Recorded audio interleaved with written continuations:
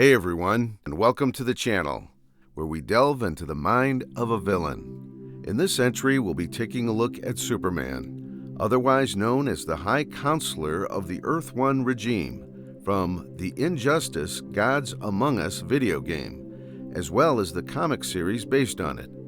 For obvious reasons, we'll be excluding the animated movie as source material. The story of Injustice, or the Justice League Civil War, is a moral dilemma between two opposing extreme viewpoints, a conflict which, like in most cases, can be amicably solved if both parties can reach a common ground. On one hand, we have Superman, Earth's greatest protector, now disillusioned after being used by the Joker to destroy both his wife and unborn child, as well as the city of 11 million people of Metropolis. On the other hand, we have Batman, a vigilante who has maintained his no-kill rule and seeks to overthrow the oppressive and cruel rule of his former friend with the help of his fellow insurgents. In this video, we'll be taking a look at Superman's moral descent, the ethics of his decisions, and how the man of tomorrow became the man of yesterday. The foremost issue we have to look at is Superman's decision to kill the Joker. In an ideal world, the Joker should have been executed long ago for his countless crimes. The plea of insanity holds no weight, as it's abundantly clear that he knows exactly what he was doing. No one would be able to plan such intricate schemes without a normal sense of self-awareness. It is to the great shame of the fictional legal system that he has been allowed to survive and keep on destroying lives. And it's no exaggeration that the deaths of all the Joker's victims are on their hands. But if the legal system fails to eliminate a threat like the Joker, then perhaps the burden would fall on the Justice League, most notably his arch-nemesis, the Batman. This becomes an issue of resentment for Superman, as later in the series, he openly blames Bruce for the Joker's survival, and by extension, his crimes. But do take note, it's not suggested that the Joker be killed. There are other ways to permanently stop him from harming anyone without taking his life, but more on that later.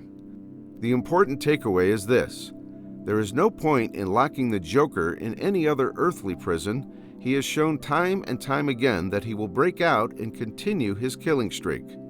Stopping him only to lock him back up in Arkham would be, as Einstein defined, insanity, expecting a different result with the same input.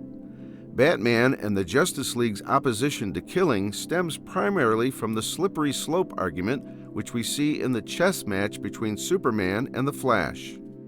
The argument puts forth that it only starts with one, where one kill would open the floodgates for the unwarranted executions of other criminals, eventually culminating in excessive force being used for trivial offenses like being environmentally unfriendly or jaywalking.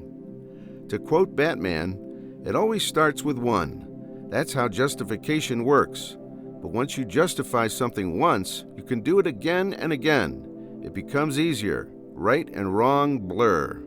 The argument does have some validity, but it still largely remains a fallacy.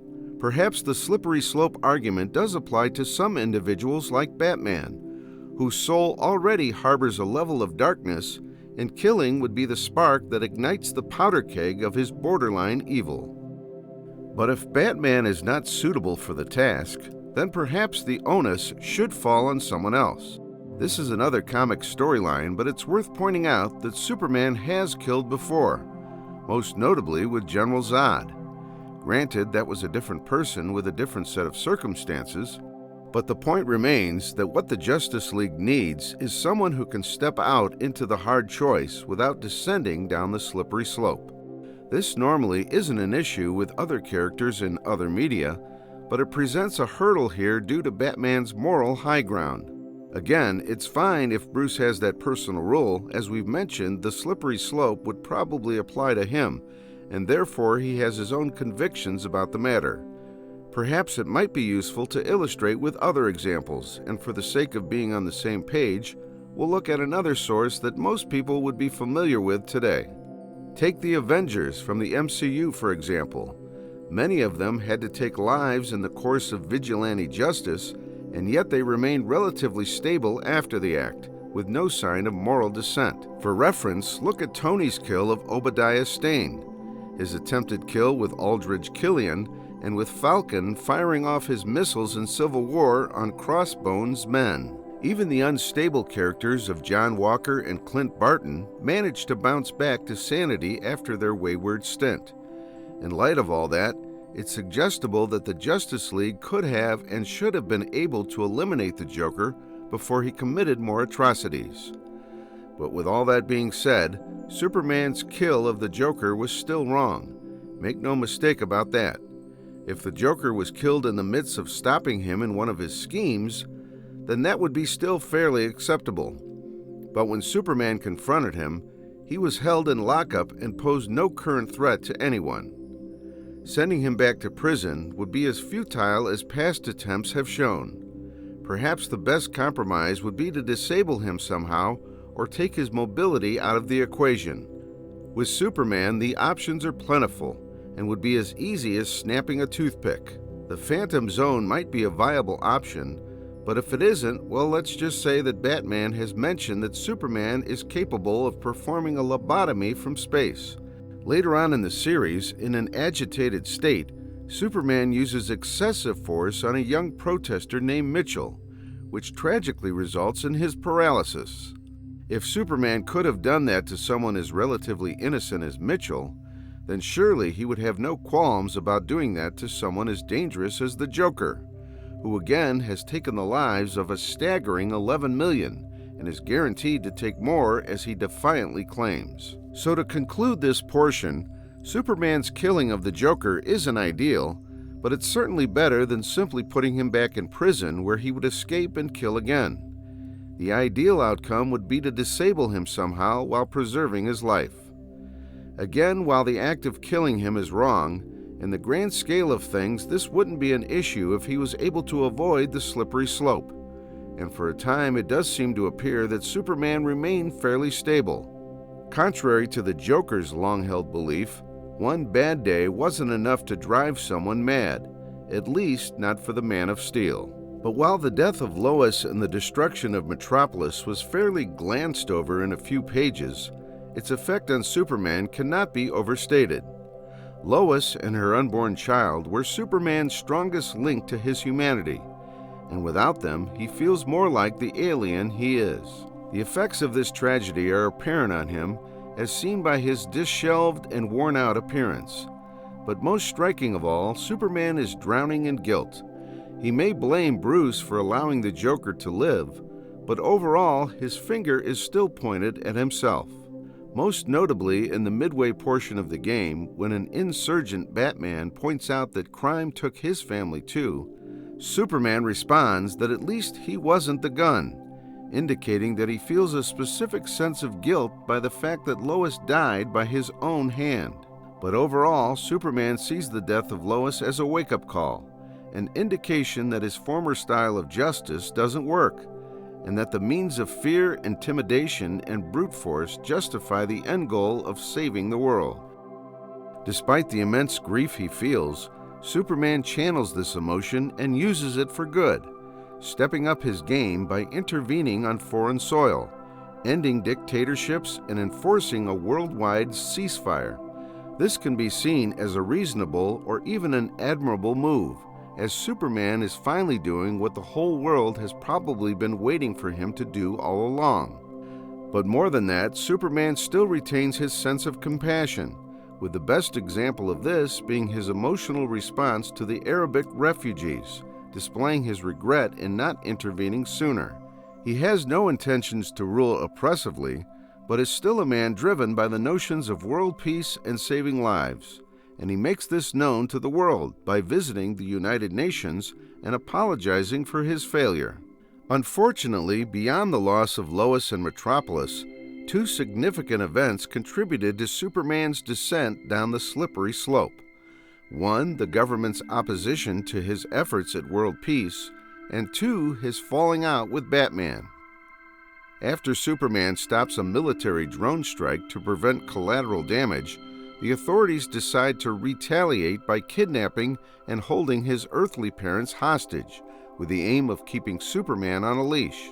In this situation, Hardly anyone would object to Superman's action of saving lives by stopping the drone, or his natural response of anger to his parents being kidnapped. This kidnapping of his parents in retaliation was a most unwise move, which even Batman disapproves of, as Superman was still in his state of post-traumatic stress. Naturally, he would be all the more overprotective of the family he has left. While the situation was resolved peacefully, this foolish act by the authorities was the start of Superman's crumbling faith in them and the next step of his downfall. Subsequently, Superman's falling out with Batman was another push down the slope of villainy. But in a sense, Batman is at fault here too. As previously mentioned at the start of the video, the conflict in injustice arises between two extreme viewpoints. Superman would later fall into error with the establishment of his regime, but Batman has just as much an extreme viewpoint with his moral high ground. Batman expresses his disapproval against Superman's peacemaking efforts, believing that he shouldn't put himself above the rest of the world. But as previously mentioned, the worldwide ceasefire and the stopping of foreign dictatorships is a noble effort, and one that was long overdue. Stopping crime on foreign soil is hardly any different than stopping crime in just Metropolis.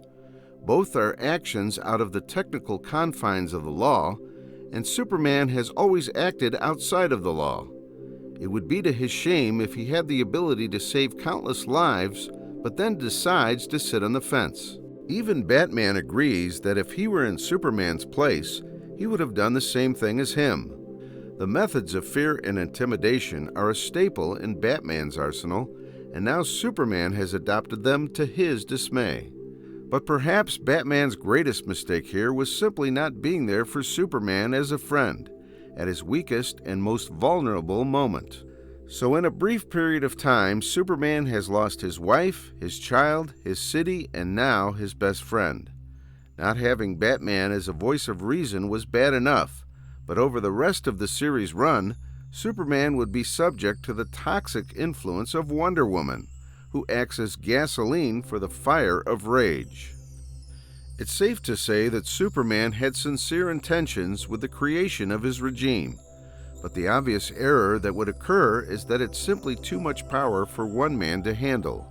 He might be Superman, but he's still just one man, and one man can easily make mistakes in judgment, especially one who's still grieving amidst post-traumatic stress. It's made worse by the fact that he eventually runs his regime like a dictatorship, with no care for the input or advice of his team. The lack of contingency should he go rogue is also another huge red flag.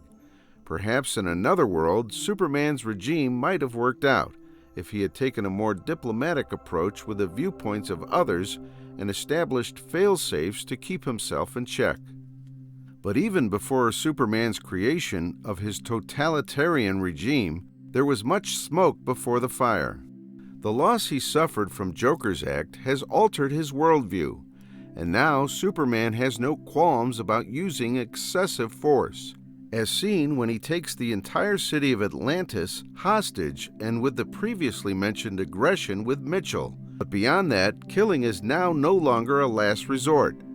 The first major kill after the Joker is seen with Martian Manhunter, who Superman burns alive. Granted, there is an element of protection here, as John did express lethal intent towards Wonder Woman. Despite his newfound usage of force, Superman does retain some aspects of his morality.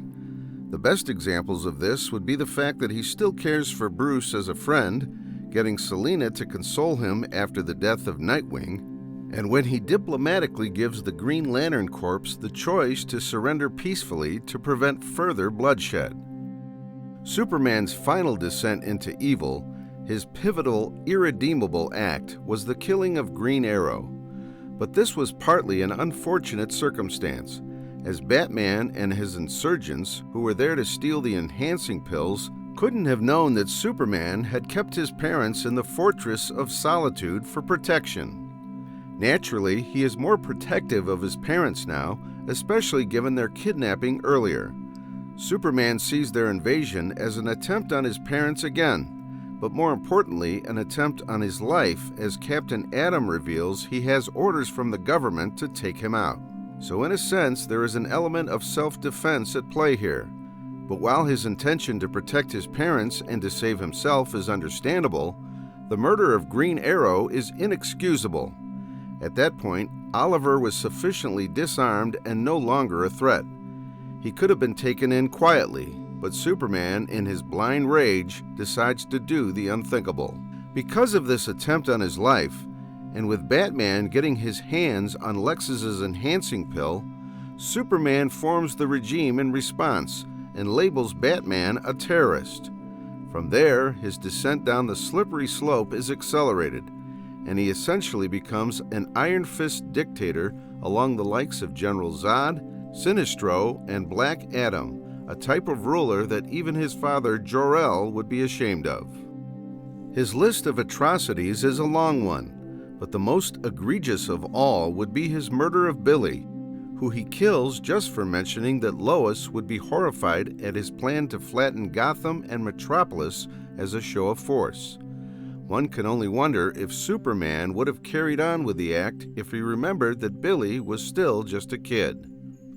At the end, Superman from Injustice was an evil and selfish murderer, one who through extreme grief and tragedy fell down the slippery slope into villainy, and justified his tyranny in the name of his deceased wife. Admittedly, when he is faced with the suggestion that Lois would be disgusted and afraid of the man he has become, he doesn't deny it, but simply takes consolation in the fact that she will be safe. So what do you think of Superman from the Injustice storyline, folks? Let me know in the comments below. Thanks for watching, and take care.